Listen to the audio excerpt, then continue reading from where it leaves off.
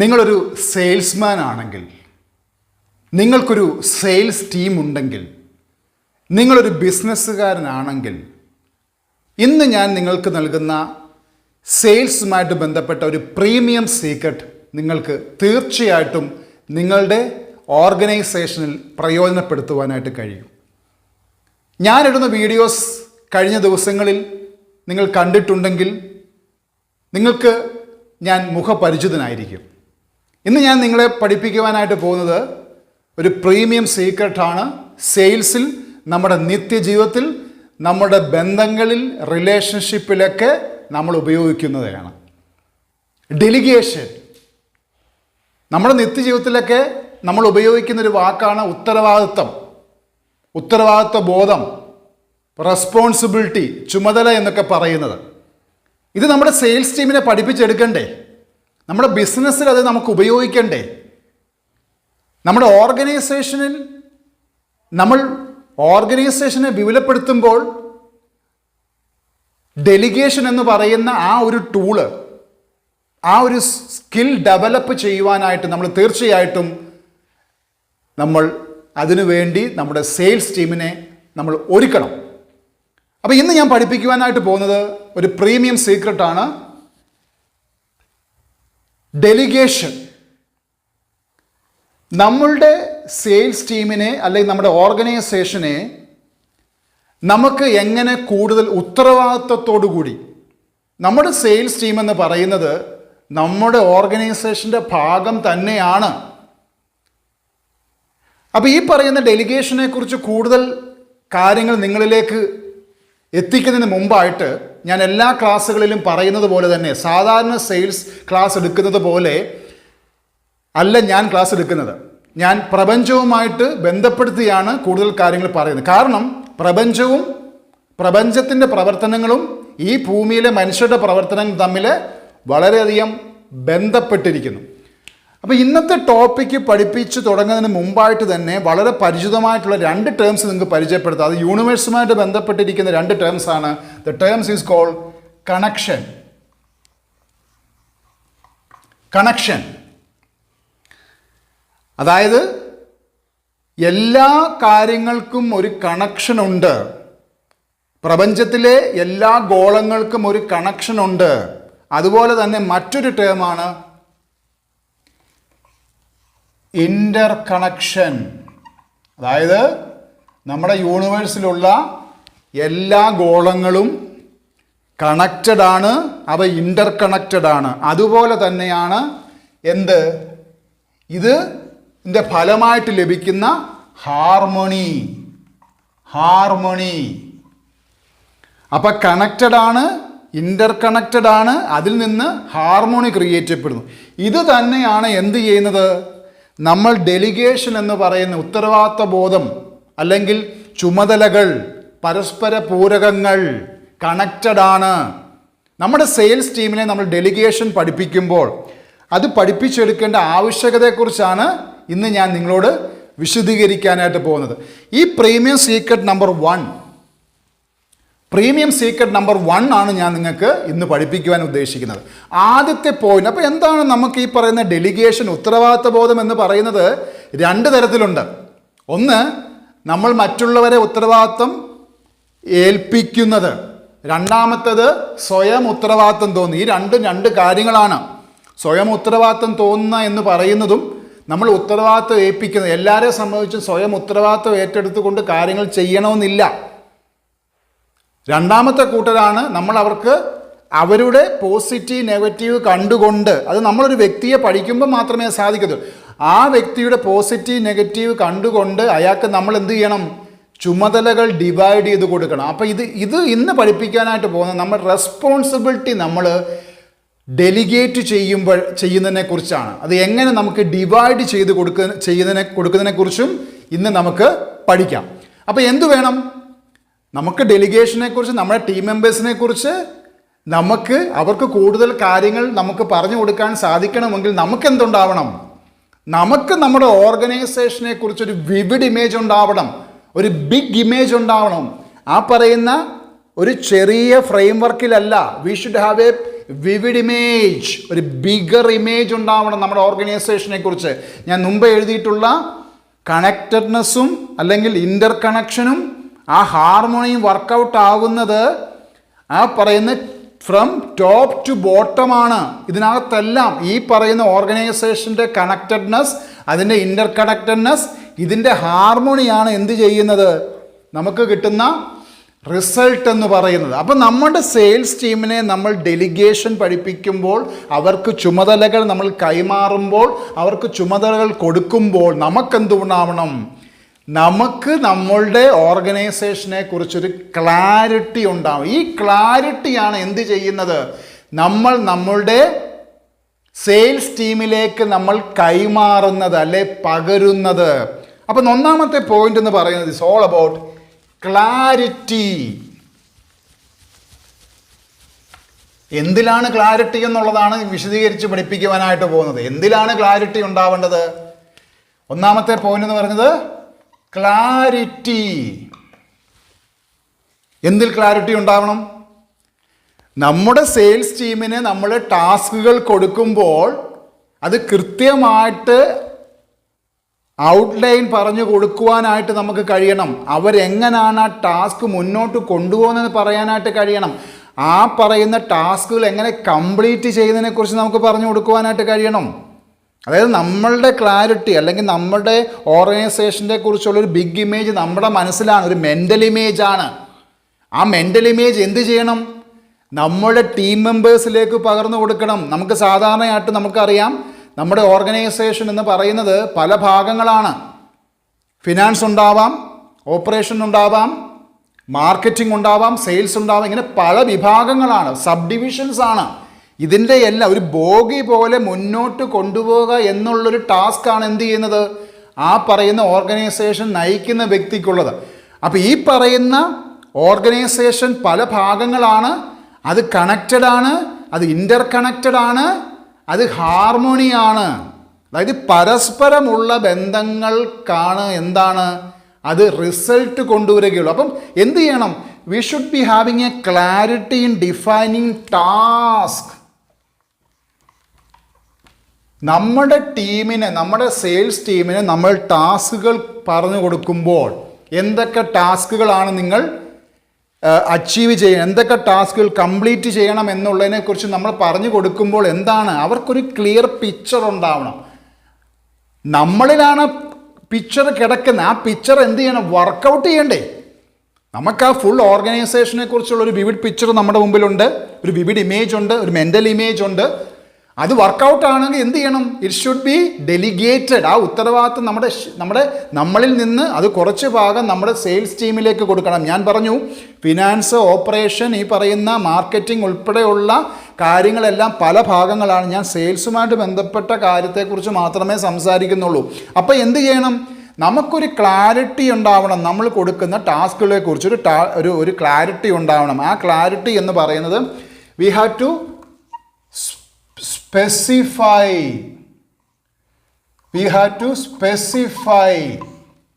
നമ്മുടെ ടീം മെമ്പേഴ്സിനോട് നമുക്ക് ടാസ്കുകൾ നമ്മൾ പറഞ്ഞു കൊടുക്കുമ്പോൾ നമ്മൾ എന്ത് ചെയ്യണം, നമ്മൾ സ്പെസിഫൈ ചെയ്ത് പറഞ്ഞു കൊടുക്കണം. ആ സ്പെസിഫിക്കേഷൻ എന്ന് പറയുന്നത് എന്താണ്, ഒരു ഔട്ട്ലൈൻ കൊടുക്കണം.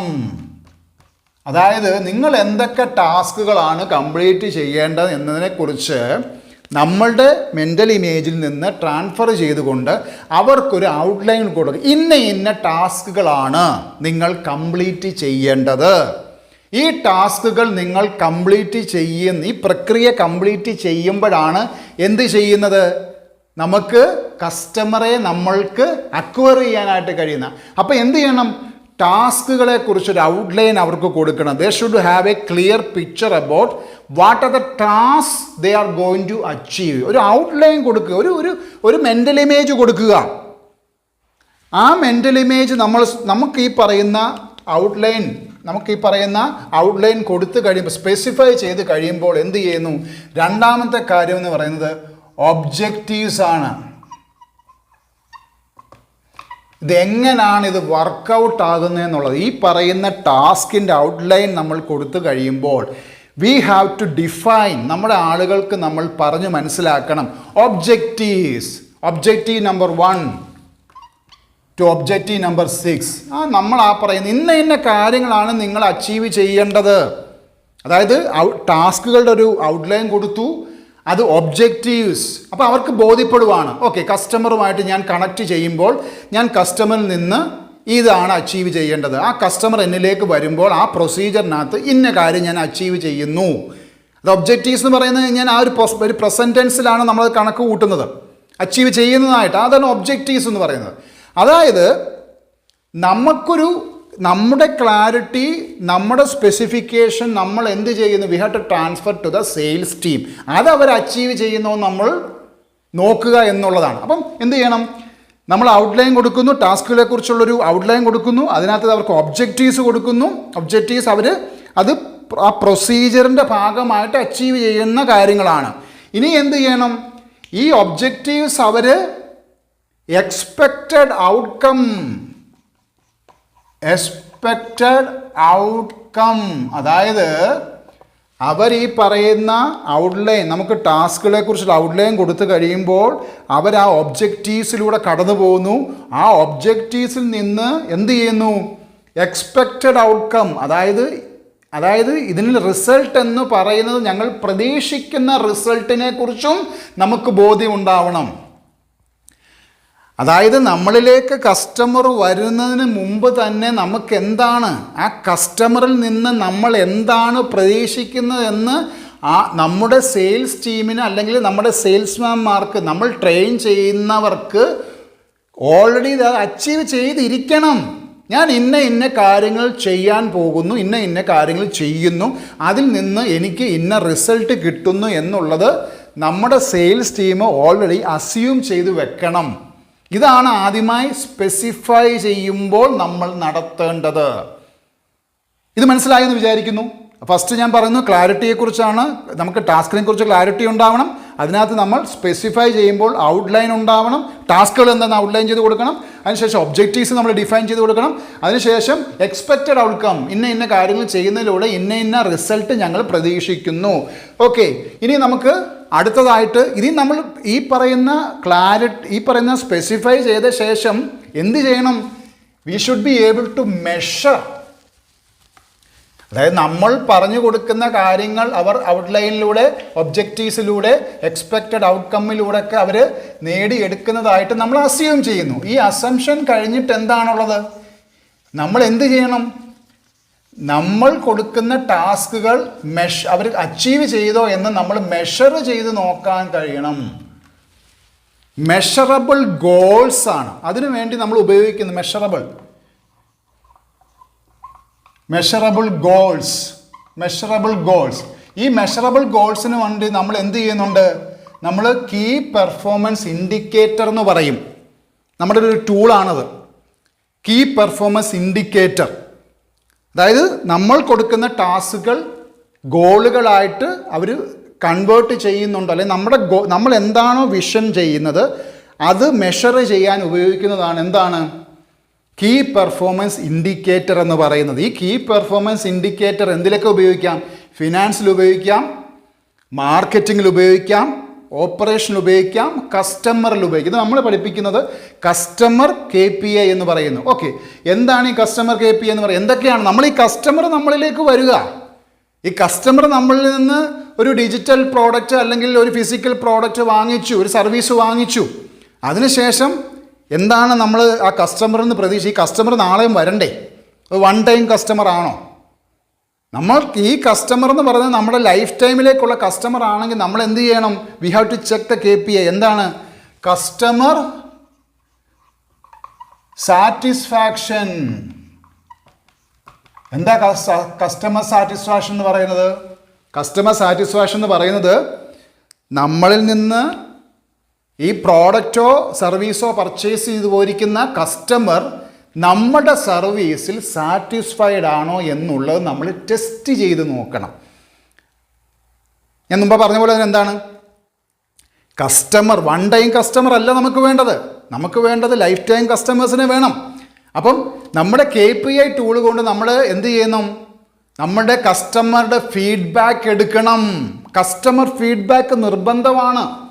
നിങ്ങൾ ഡിജിറ്റൽ പർച്ചേസ് ചെയ്യുമ്പോൾ, ഡിജിറ്റൽ പ്രോഡക്ട്സ് പർച്ചേസ് ചെയ്യുമ്പോൾ, ആമസോൺ പോലുള്ള, ഫ്ലിപ്കാർട്ട് പോലുള്ള വെബ്സൈറ്റ്സിൽ നമ്മൾ പർച്ചേസ് ചെയ്യുമ്പോൾ, നമ്മൾ പ്രോഡക്റ്റ് പർച്ചേസ് ചെയ്ത ശേഷം അധികം താമസിയാതെ ആ പ്രോഡക്റ്റ് റിസീവ് ചെയ്യുമ്പോൾ നമുക്കൊരു ഫീഡ്ബാക്ക് ഫോം കിട്ടും, അല്ലെങ്കിൽ നമുക്കൊരു ഇമെയിൽ കിട്ടും. എന്താ ഇമെയിലുള്ളത്? ഞങ്ങളുടെ സർവീസ് എങ്ങനെ ഉണ്ടായിരുന്നു, അല്ലേ? അപ്പോൾ നമ്മുടെ ഓർഗനൈസേഷനിൽ അങ്ങനെ ഒരു ഫീഡ്ബാക്ക് സെറ്റിങ്സ് ഉണ്ടോ? അത് സെറ്റിങ്സ് നമുക്ക് വേണ്ടേ?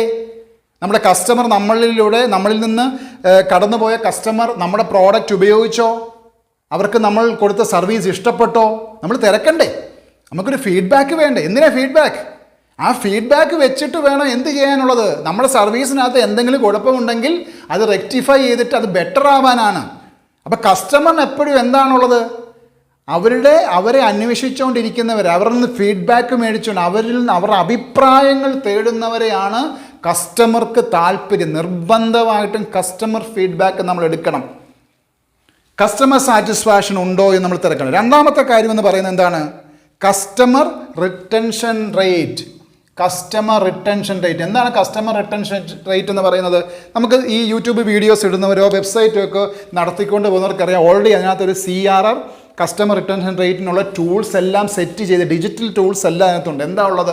നമ്മളിലേക്ക് വരുന്ന കസ്റ്റമർ, അവർ ഏത് തരക്കാരാണ്, എവിടെ നിന്നാണ് വരുന്നത്, അവർ വീണ്ടും വീണ്ടും നമ്മുടെ പ്രോഡക്ട്സ് വാങ്ങിക്കുവാനായിട്ട് വരുന്നുണ്ടോ, അല്ല എത്ര പെർസെൻറ്റേജ് വരുന്നു, മടങ്ങി വരുന്നുണ്ട്, യുണീക്കായിട്ടുള്ള ആളുകൾ ആരൊക്കെയാണ്, ന്യൂ കസ്റ്റമേഴ്സ് ആരൊക്കെയാണ്, വീണ്ടും ഓൾഡ് കസ്റ്റമേഴ്സ്, സ്ഥിരമായിട്ട് വരുന്ന കസ്റ്റമേഴ്സ് ആരൊക്കെയാണ്. അതിനാണ് കസ്റ്റമർ റിട്ടൻഷൻ റേറ്റ്. അത് എത്ര ശതമാനമാണെന്ന് നമ്മൾ അളക്കണം.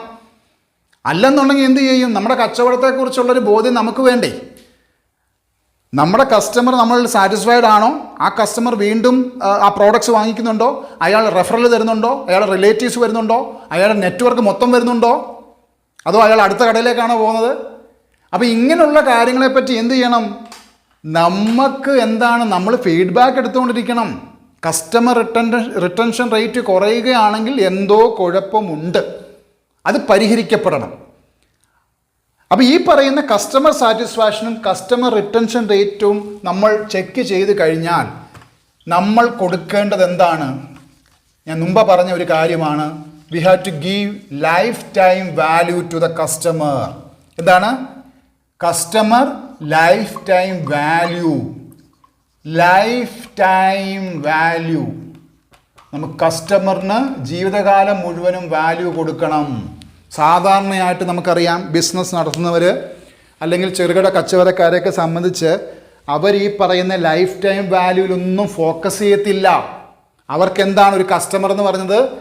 വൺ ടൈം ആണ്, വൺ ടൈം വാല്യൂ ആണ്, വൺ ടൈം പർച്ചേസിന് വന്നതാണ്. ഞാൻ പലപ്പോഴും ഒക്കെ എൻ്റെ പേഴ്സണൽ എക്സ്പീരിയൻസ് വെച്ചൊക്കെ പറയാറുണ്ട്. നമ്മൾ എത്ര വർഷമായിട്ട് ഈ ചെറുകിട കടകളുടെ കാര്യമാണ് പറയുന്നത്, എത്ര വർഷമായിട്ട് ആ കടകളിലേക്ക് നമ്മൾ പോയാലും പുഞ്ചിരിക്കാത്ത സെയിൽസ്മാന്മാരുണ്ട്, പുഞ്ചിരിക്കാത്ത നമ്മുടെ മുതലാളിമാരുണ്ട്. ഞാൻ ചെറുകിട കച്ചവടക്കാരെ കുറിച്ചാണ് പറയുന്നത്, 1-2 സ്റ്റാഫിനെയൊക്കെ വെച്ച്, അല്ല വലിയ കച്ചവടക്കാരെ കുറിച്ചല്ല പറയുന്നത്. അപ്പോൾ അവർക്ക് ഈ പറയുന്ന, പലപ്പോഴും നമുക്കറിയാം എത്ര വർഷം കഴിഞ്ഞാലും ചിലപ്പോൾ എന്താണ്, അവർക്ക് നമ്മുടെ പേര് പോലും ഓർമ്മയില്ല. അതാണ് ഞാൻ മുമ്പ് പറഞ്ഞത്, നമ്മുടെ ഡിജിറ്റൽ പ്രോഡക്ട്സ് നമ്മൾ വാങ്ങിച്ചു കഴിഞ്ഞാൽ ഓൾറെഡി നമ്മളെ നിന്ന് തന്നെ അവർ ഡീറ്റെയിൽസ്, നമ്മുടെ പേരും അഡ്രസ്സും ഇമെയിലും നമ്മുടെ ഫോൺ നമ്പറും മേടിച്ചു കഴിഞ്ഞാൽ നമ്മൾ അവൻ്റെ സ്വത്താണ്, നമ്മൾ അവൻ്റെ ഫിക്സ്ഡ് കസ്റ്റമർ അല്ലെങ്കിൽ ക്ലൈൻ്റ് ആണ്. ഈ ബോധ്യം എന്താണ്, നമ്മുടെ സാധാരണ കച്ചവടക്കാർക്ക് ഇല്ല. അതുകൊണ്ട് എന്താണ്, എത്ര വർഷം കഴിഞ്ഞാലും നമ്മൾ അവരിൽ നിന്ന് പോയോ എന്ന് പോലും അവർ തിരക്കാറില്ല. അവർക്ക് ഫീഡ്ബാക്ക് ഒന്നുമില്ല. വന്നെങ്കിൽ വന്നു, വന്നില്ലേൽ തന്നെ ഞാനിവിടെ തന്നെ ഉണ്ടല്ലോ. അപ്പോൾ അതുകൊണ്ടാണ് എന്ത് ചെയ്യുന്നത്, എന്ത് മനസ്സിലാക്കേണ്ടതായിട്ടുള്ളത്, നമ്മുടെ ഈ പറയുന്ന യൂണിവേഴ്സ് എന്ന് പറയുന്നത് കണക്റ്റഡ് ആണ്, ഇൻ്റർ കണക്റ്റഡ് ആണ്, ഇവോൾവ് ചെയ്യുന്നു എന്നുള്ളത്. ഈ ഇവോൾവ് ചെയ്യുന്നു എന്നുള്ളത് സാധാരണ കച്ചവടക്കാരും സാധാരണ മനുഷ്യരും മനസ്സിലാക്കുന്നില്ല. എന്താണ് ഇവോൾവ് ചെയ്യുക എന്ന് പറഞ്ഞത്? മാറ്റങ്ങൾ വന്നുകൊണ്ടിരിക്കുക, കസ്റ്റമർക്ക് മാറ്റം വന്നുകൊണ്ടിരിക്കുന്നുണ്ട്. കസ്റ്റമറുടെ ടേസ്റ്റ് മാറ്റം വരുന്നില്ലേ? കസ്റ്റമറുടെ തോട്ട് പ്രോസസ്സിൽ മാറ്റം വരുന്നില്ലേ? കസ്റ്റമറുടെ ഇൻറ്റൻഷനിൽ മാറ്റം വരുന്നില്ലേ? കസ്റ്റമറുടെ ആറ്റിറ്റ്യൂഡിൽ മാറ്റം വരുന്നില്ലേ? അപ്പം കസ്റ്റമർ നമ്മളോട് ഇടപെടുന്ന കാര്യത്തിൽ പ്രീമിയം കസ്റ്റമേഴ്സ് ഉണ്ടോ? എല്ലാവരും ഒരേ തല കസ്റ്റമേഴ്സോ ക്ലയൻസോ അല്ല. നമ്മൾ ഏത് സ്ഥാപനത്തിൽ ചെന്നെന്ന് പറഞ്ഞാൽ പോലും നമ്മൾ നല്ലപോലെ ഒബ്സർവ് ചെയ്യുന്ന ആളുകളാണെങ്കിൽ നമുക്ക് ഈ പറഞ്ഞ ബോധ്യം ഉണ്ടാവും.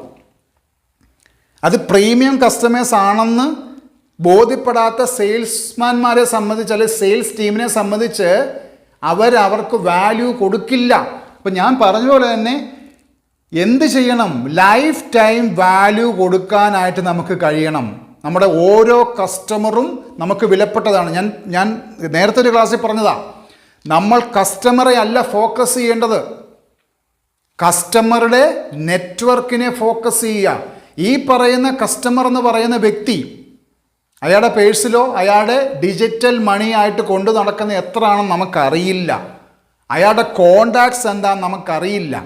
അയാളുടെ വില എന്താണെന്ന് നമുക്കറിയില്ല. അയാളുടെ പിന്നിൽ അണിചേരാൻ വലിയൊരു കൂട്ടം ഉണ്ടായിരിക്കും. ഒരു റെഫറൻസ് കിട്ടിയാൽ മതി, ഒരു റെഫറൽ കിട്ടിയാൽ മതി. ചിലപ്പം നമ്മുടെ തന്നെ ഭാവി തന്നെ മാറി മറിയാം. അപ്പം അതുകൊണ്ട് ആരെയും കൊച്ചാക്കി ചെറുതാക്കി കാണരുത്. ഓരോ കസ്റ്റമർക്കും എന്ത് കൊടുക്കണം? ലൈഫ് ടൈം വാല്യൂ കൊടുക്കണം. Don't focus on one time value, focus on life time value. അപ്പോൾ എന്താ പറഞ്ഞത്? നമുക്ക് നമ്മുടെ സെയിൽസിൽ നമ്മൾ ക്ലാരിറ്റി എന്ന് പറയുന്ന പ്രീമിയം സീക്രട്ടാണ് നിങ്ങൾക്ക് പറഞ്ഞു തരുന്നത്. നമ്മൾ സ്പെസിഫൈ ചെയ്യണം, നമ്മൾ മെഷറബിൾ ഗോൾസ് ഉണ്ടായിരിക്കണം. ഇനി മൂന്നാമത്തെ ഒരു പ്രധാനപ്പെട്ട ഒരു കാര്യം എന്ന് പറയുന്നത്, നമ്മൾ കസ്റ്റമേഴ്സുമായിട്ട് ഡീല് ചെയ്യുമ്പോൾ നമ്മൾ കസ്റ്റമേഴ്സ് നമുക്ക് വിലപ്പെട്ടതാണ്. നമ്മുടെ കൂട്ട് തന്നെ നമ്മുടെ കസ്റ്റമേഴ്സും നമുക്ക് വിലപ്പെട്ടതാണ്. അവർ നമ്മളിലേക്ക് വരുന്നത് നമ്മൾ വിളിച്ചിട്ട് വരുന്നതല്ല, അവർ നമ്മളിലേക്ക് വരുന്നതാണ്. നമ്മുടെ കസ്റ്റമർ, ഒരു സാധാരണ കസ്റ്റമർ, ഒരു ക്ലയൻറ്റോ എന്ന് പറയുന്നത് അവർ നല്ല ഡിസിഷൻ മേക്കിംഗ് പവറുള്ള ആൾക്കാരാണ്. അവരെന്താ ചെയ്യുന്നത്? അവരൊരു പ്രോഡക്റ്റോ സർവീസോ വാങ്ങിക്കാണ്ട് വരുന്നതിന് മുമ്പ് നമ്മുടെ കടയുടെ മുമ്പിൽ വന്നിട്ട് തെക്ക് വടക്ക് നോക്കിയ ശേഷം എന്നാൽ ഈ കടയിൽ കയറാമെന്നുള്ളതല്ല. ഈ ക്ലയൻറ്റ് അല്ലെങ്കിൽ കസ്റ്റമർ എന്ന് പറയുന്ന ഡിസിഷൻ എടുക്കുന്നത് നമ്മുടെ കടയിൽ വരുന്നതിന് ചിലപ്പോൾ അരമണിക്കൂറോ 1 മണിക്കൂറോ 2 മണിക്കൂറോ ചിലപ്പം ഒരു ദിവസം മുമ്പായിരിക്കാം. നമുക്കറിയാവോ? നമ്മളറിയണം. ഓരോ കസ്റ്റമറും നമ്മുടെ കടയിലേക്ക്, നമ്മുടെ സ്ഥാപനത്തിലേക്ക് നമ്മൾ ഡിജിറ്റൽ പ്രോഡക്റ്റ് വെബ്സൈറ്റ് വഴി നിങ്ങൾ കച്ചവടം നടത്തുവാണെന്നുണ്ടെങ്കിൽ ദേ ഹാവ് പ്രിപ്പേർഡ്. അവർ തലേദിവസം പ്രിപ്പേർഡാണ്. അവർ ഡിസൈഡ് ചെയ്തു നിങ്ങളിലേക്ക് ഞാൻ വരത്തുള്ളൂ. അപ്പോൾ എന്ത് ചെയ്യണം? നമുക്ക് കൃത്യമായിട്ട് എന്തുണ്ടാവണം? ഓരോ കസ്റ്റമറെ കുറിച്ചും നമുക്ക് അവരെക്കുറിച്ചുള്ളൊരു റെലവൻറ്റ് ഡീറ്റെയിൽ ഓരോ കസ്റ്റമറെയും നമ്മൾ ഡീൽ ചെയ്യുമ്പോൾ അവരെക്കുറിച്ചുള്ള റെലവൻറ്റ് ഡീറ്റെയിൽസ് നമ്മുടെ കയ്യിൽ ഉണ്ടാവണം. എന്താണ് അതിനുവേണ്ടി ചെയ്യേണ്ട ടൂൾസ് എന്ന് പറയുന്നത്? റെലവൻറ്റ് ഡീറ്റെയിൽസ് നമുക്ക് എങ്ങനെ ആക്സസ് ചെയ്യാൻ പറ്റും? നമ്മൾ ആ കസ്റ്റമറുമായിട്ട് ഡീല് ചെയ്യുമ്പോൾ, നമ്മുടെ സെയിൽസ് ടീം ആ കസ്റ്റമറുമായിട്ട് ഡീല് ചെയ്യുമ്പോൾ we have to set a deadline. അത് ആ കസ്റ്റമറുമായിട്ട് നമ്മൾ ഡീല് ചെയ്യുമ്പോൾ, ആ കസ്റ്റമറെ നമ്മൾ അക്വയർ ചെയ്യുമ്പോൾ അതിനൊരു സ്പെസിഫൈ ടൈം, അല്ലാതെ നമ്മൾ ആ കസ്റ്റമറുമായിട്ട് ഇടപെടുന്നത് ഒരാഴ്ചയോ 2 ആഴ്ചയോ 3 ആഴ്ചയോ അല്ല, ഒരു സ്പെസിഫിക് ടൈം ഫ്രെയിം നമ്മൾ സെറ്റ് ചെയ്യണം. അതായത് ആ പറയുന്ന ഡീല് ക്ലോസ് ചെയ്യുവാനായിട്ട്, ആ കസ്റ്റമറുടെ സെയിൽസ് നമ്മൾ ക്ലോസ് ചെയ്യുവാൻ, നമുക്കൊരു ലീഡ് കിട്ടി, നമ്മൾ ആ കസ്റ്റമർ നമ്മളിലേക്ക് വരുന്നു, നമുക്ക് ആ കസ്റ്റമറെ നമ്മൾ ആ ഡീല് ക്ലോസ് ചെയ്യുവാൻ there should be a time frame. ആ ടൈം ഫ്രെയിം കസ്റ്റമർ അല്ല സെറ്റ് ചെയ്യേണ്ടത്, നമ്മളാണ് സെറ്റ് ചെയ്യേണ്ടത്. അപ്പോൾ ആ ഡെഡ് ലൈനിനുള്ളിൽ തന്നെ എന്താണ്, നമുക്ക് റിസൾട്ട് കിട്ടിയിരിക്കണം. ആ റിസൾട്ടിലൂടെ നമ്മൾ എന്താണ് ആ കസ്റ്റമറെ ബോധ്യപ്പെടുത്തുന്നത്? You are my valuable customer. ആ ഡെഡ് ലൈൻ എന്ന് പറയുന്നത് പ്രഷർ ഉണ്ടാക്കുകയല്ല, നമുക്ക് അവർക്ക് എന്താണ് കൂടുതൽ വാല്യൂ കൊടുക്കുക, നമുക്ക് കൂടുതൽ വാല്യൂ അവർക്ക് ആഡ് ചെയ്യുവാണ്. അപ്പോൾ എന്താണ് നമുക്ക് വേണ്ടത്? നമുക്ക് ഡെഡ് ലൈൻ ക്രിയേറ്റ് ചെയ്ത ശേഷം എന്താണ് ഡീറ്റെയിൽസ്. എന്ത് ഡീറ്റെയിൽസ് ആണ്? നമുക്ക് ആ കസ്റ്റമറെ കുറിച്ച് പരിപൂർണമായ വിവരങ്ങൾ നമ്മളെ ലഭിക്കണം. ആ കസ്റ്റമർ എന്ന് പറയുന്നത് ഞാൻ മുമ്പ് പറഞ്ഞ പോലെ തന്നെ ആദ്യമായിട്ട് വരുന്നൊരു കസ്റ്റമറെ സംബന്ധിച്ച് അയാൾ നമ്മളെക്കുറിച്ച് നമുക്കറിയില്ല, അയാൾക്ക് നമ്മളെക്കുറിച്ച് എന്തൊക്കെ കാര്യങ്ങൾ അറിയാമെന്നുള്ള കാര്യം. ഹീ നോസ് മെനി തിങ്, ഒത്തിരി കാര്യങ്ങൾ അറിയാം. അപ്പോൾ എന്താണ് വേണ്ടത്? നമ്മൾ ആ കസ്റ്റമറുമായിട്ടൊരു റാപ്പോർട്ട് ക്രിയേറ്റ് ചെയ്യുക. നമ്മുടെ സെയിൽസ് ടീമിനെ പറഞ്ഞു പഠിപ്പിക്കണം. മെൻറ്റർ ചെയ്യുമ്പോൾ, അവർക്ക് ട്രെയിനിങ് കൊടുക്കുമ്പോൾ എന്ത് ചെയ്യണം? ഡീറ്റെയിലിംഗ് ഉണ്ടാവണം.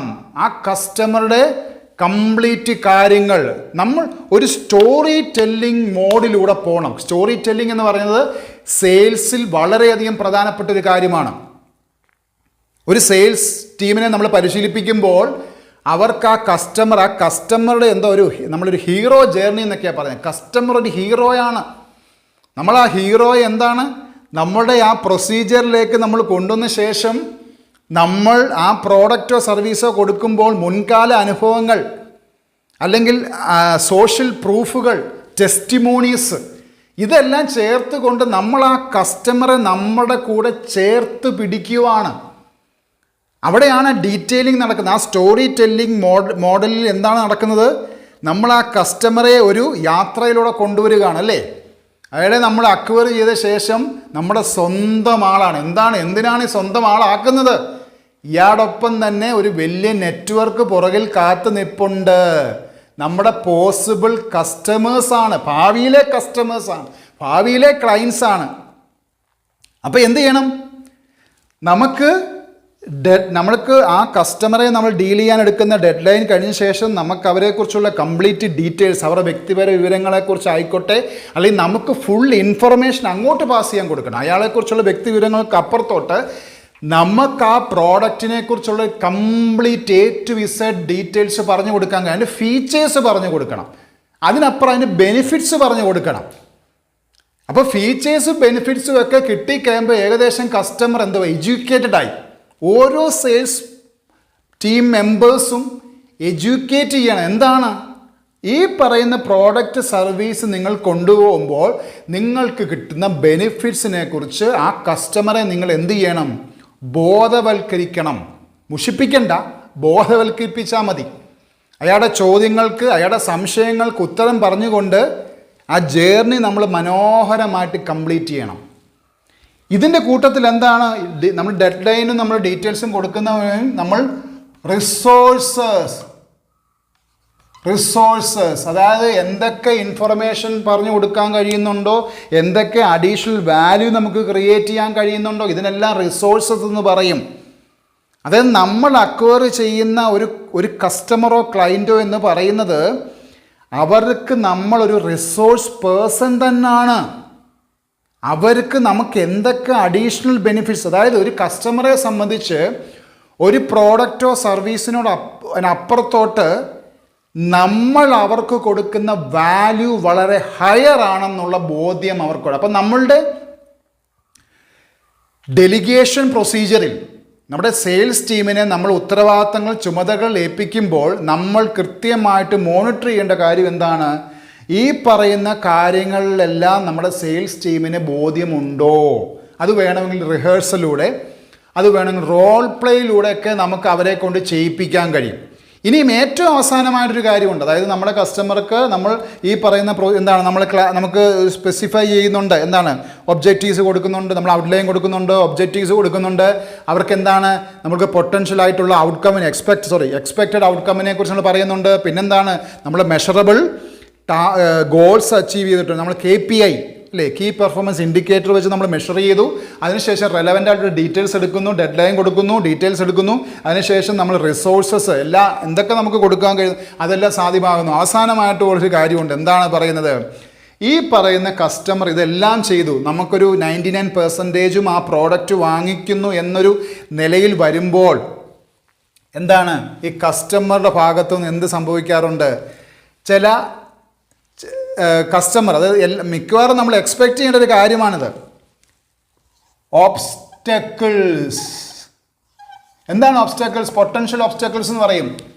അത് നമ്മൾ സെയിൽസ് പ്രൊസീജിയറിൽ നമ്മൾ സെയിൽസ് ക്ലോസ് ചെയ്യാനായിട്ട് പോകുന്ന നിമിഷം, ഇത് ഞാൻ പറഞ്ഞു കൊടുക്കാറുണ്ട്. സെയിൽസ് ക്ലോസിംഗ് എന്ന് പറയുന്നത് ഒരിക്കലും ഈ പറയുന്ന ലാസ്റ്റ് മിനിറ്റിലുള്ളതല്ല. ഈ സെയിൽസ് എന്ന് പറഞ്ഞാൽ ഒരു ക്ലയൻറ്റ് വന്നാൽ തന്നെ V should be confident that this deal is closed. പിന്നീട് നമ്മൾ ലാസ്റ്റ് നിമിഷം വരെ അതിനുവേണ്ടി ചിന്തിക്കണം. എന്നാലും ഈ പറയുന്ന കസ്റ്റമറെ സംബന്ധിച്ച് ഈ കസ്റ്റമർ ജേർണിയിൽ എന്ത് സംഭവിക്കാറുണ്ട്? പൊട്ടൻഷ്യലായിട്ടുള്ള ഒബ്സ്റ്റക്കിൾസ് പറയും. അത് ഒരുപാട് അതായത് വില കൂടുതലാണ് ഈ പ്രോഡക്റ്റിന് അല്ലെങ്കിൽ ഈ പറയുന്ന സർവീസിന് എന്താണ് വില കൂടുതൽ, അപ്പുറത്തെ കടയെ അപേക്ഷിച്ച് വില കൂടുതലാണ്, അല്ലെങ്കിൽ മറ്റെന്തെങ്കിലും റീസൺസ് അത് പറയാറുണ്ട്, അല്ലെങ്കിൽ അത് ഈ പറയുന്ന വാറണ്ടി, അല്ലെങ്കിൽ ഈ പറയുന്ന ക്വാളിറ്റി, അങ്ങനെ പല ഒബ്ജെക്ഷൻസ് പറയും. ഈ ഒബ്ജെക്ഷൻസ് ഇങ്ങോട്ട് പറയുന്നതിന് മുമ്പ് വി ഷുഡ് ഹാവ് ആൻസേഴ്സ്.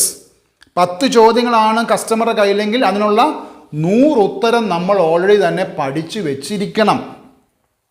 ഏത് ചോദ്യത്തെയും, ഏത് സംശയത്തെയും, ഏത് ഒബ്സ്റ്റക്കിളും, ഏത് തടസ്സവാദം പറയാൻ ശ്രമിച്ചാലും നമുക്ക് സെയിൽസ് പ്രൊസീജിയറിൽ നമുക്കെന്താണ്, ഹീസ് എ വാല്യുബിൾ കസ്റ്റമർ. ആ കസ്റ്റമറെ നിലനിർത്തണമെങ്കിൽ നമ്മുടെ ഒബ്സ്റ്റക്കിൾസിനെ കവർ ചെയ്യണം, ഹർഡിൽ നമ്മൾ കവർ ചെയ്തിരിക്കണം. അതിന് നമ്മൾ എന്ത് ചെയ്യണം? ആ വാല്യുബിൾ കസ്റ്റമർ പറയുന്ന ഒബ്സ്റ്റക്കിൾസിനെ നമ്മൾ എന്ത് ചെയ്യണം? വളരെ പുഷ്പം പോലെ നമുക്ക് എന്ത് ചെയ്യാൻ പറ്റണം? കൈകാര്യം ചെയ്യാൻ പറ്റണം. അവിടെ ഉള്ള കടകളിലുള്ള അല്ലെങ്കിൽ മറ്റ് നിങ്ങളുടെ കടയിൽ ചോയ്സ് കുറവാണെന്ന് പറയാം. ആ ചോയ്സ് കുറവാണെങ്കിലും അതിനെ നമുക്ക് എന്ത് ചെയ്യണം? ക്വാണ്ടിറ്റി അല്ല ക്വാളിറ്റി ആണെന്ന് പറഞ്ഞ് നമ്മുടെ ടീമിന് അത് എക്സ്പ്രസ് ചെയ്ത് പറഞ്ഞു കൊടുക്കാനായിട്ട് കഴിയണം. അപ്പോൾ ഈ പറയുന്ന കാര്യങ്ങൾ നമ്മുടെ സെയിൽസ് ടീമിനെ ഡെലിഗേറ്റ് ചെയ്യുമ്പോൾ, ഉത്തരവാദിത്തങ്ങൾ, ചുമതലകൾ നമ്മൾ ഏൽപ്പിക്കുമ്പോൾ നമുക്കുണ്ടാവേണ്ട ഫസ്റ്റ് പ്രീമിയം ക്വാളിറ്റി എന്ന് പറയുന്നത് there should be a clarity. അതിനകത്ത് എന്തൊക്കെ പറഞ്ഞു? We have to specify them about outline. ടാസ്കുകൾ നമുക്ക് ഒരു ഔട്ട്ലൈൻ കൊടുക്കണം. പിന്നെന്താ നമുക്ക് വേണ്ടത്? ഒബ്ജക്റ്റീവ്സ് നമുക്ക് ഡിഫൈൻ ചെയ്യാൻ കഴിയണം. എക്സ്പെക്റ്റഡ് ആയിട്ടുള്ള ഔട്ട്കമ്മിനെ കുറിച്ചുള്ള ബോധ്യം നമുക്കുണ്ടാവണം. അടുത്ത കാര്യം എന്താണ്? മെഷറബിൾ ഗോൾസ് ഉണ്ടാവണം. അതായത് കീ പെർഫോമൻസ് ഇൻഡിക്കേറ്റേഴ്സ്, KPI എന്ന് പറയും, നമുക്ക് മെഷർ ചെയ്യാനായിട്ട് പറ്റണം. മൂന്നാമത്തെ അതിനകത്ത് എന്തൊക്കെ കാര്യങ്ങളെക്കുറിച്ച് പറഞ്ഞത്? കസ്റ്റമർ സാറ്റിസ്ഫാക്ഷനെ കുറിച്ച് പറഞ്ഞു, കസ്റ്റമർ റിട്ടൻഷൻ റേറ്റിനെ കുറിച്ച് പറഞ്ഞു, കസ്റ്റമർ ലൈഫ് ടൈം വാല്യൂ കൊടുക്കുന്നതിനെ പറ്റി പറഞ്ഞു. മൂന്നാമത്തെ പോയിന്റായിട്ട് പറഞ്ഞ എന്താണ്? കസ്റ്റമർ റിലവൻറ്റ് ഡീറ്റെയിൽസ്, നമ്മൾ കൊടുക്കുന്ന ഇൻഫർമേഷൻ, കസ്റ്റമറെ കുറിച്ചുള്ള ഇൻഫർമേഷൻ, പ്രോഡക്റ്റിനെ കുറിച്ച്, സർവീസിനെ കുറിച്ചുള്ളത് കംപ്ലീറ്റ് ഡീറ്റെയിൽസ്, ഫീച്ചേഴ്സ്, അതോടൊപ്പം തന്നെ അതിൻ്റെ ആവശ്യകതയെക്കുറിച്ച് പറഞ്ഞ് മനസ്സിലാക്കൽ. പിന്നെന്താണ് പറയുന്നത്? അതിൻ്റെ അഡ്വാൻറ്റേജുകളെക്കുറിച്ച്, ബെനിഫിറ്റ്സിനെ കുറിച്ച്. അവസാനമായിട്ട് പറഞ്ഞ എന്താണ്? റിസോഴ്സ്ഫുൾ ആയിരിക്കണം. നമ്മൾ റിസോഴ്സ്ഫുൾ ആയിരിക്കണം, റിസോഴ്സ്ഫുൾ പേഴ്സൺ ആയിരിക്കണം. ഓബ്സ്റ്റക്കിൾസ് വന്നു കഴിഞ്ഞാൽ ഡിഫെൻഡ് ചെയ്യാൻ നമുക്ക് കഴിയണം. അങ്ങനെ നമുക്കെന്താണ്? നമ്മുടെ സെയിൽസ് ടീമിനെ നമ്മളുടെ ആ വാല്യുബിൾ കസ്റ്റമറെ അക്വയർ ചെയ്ത ശേഷം ആ വാല്യുബിൾ കസ്റ്റമറുടെ നെറ്റ്വർക്ക് ആയിരിക്കണം നമ്മുടെ ഫോക്കസ്.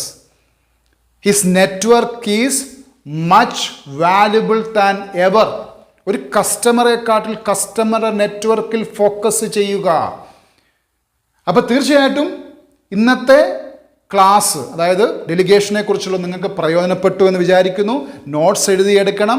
നിങ്ങളുടെ ഓർഗനൈസേഷനിൽ ഇത് പഠിപ്പിക്കണം, ഇത് ഫോളോ ചെയ്യണം, ഒരു ഫോളോ അപ്പ് ഉണ്ടാവണം.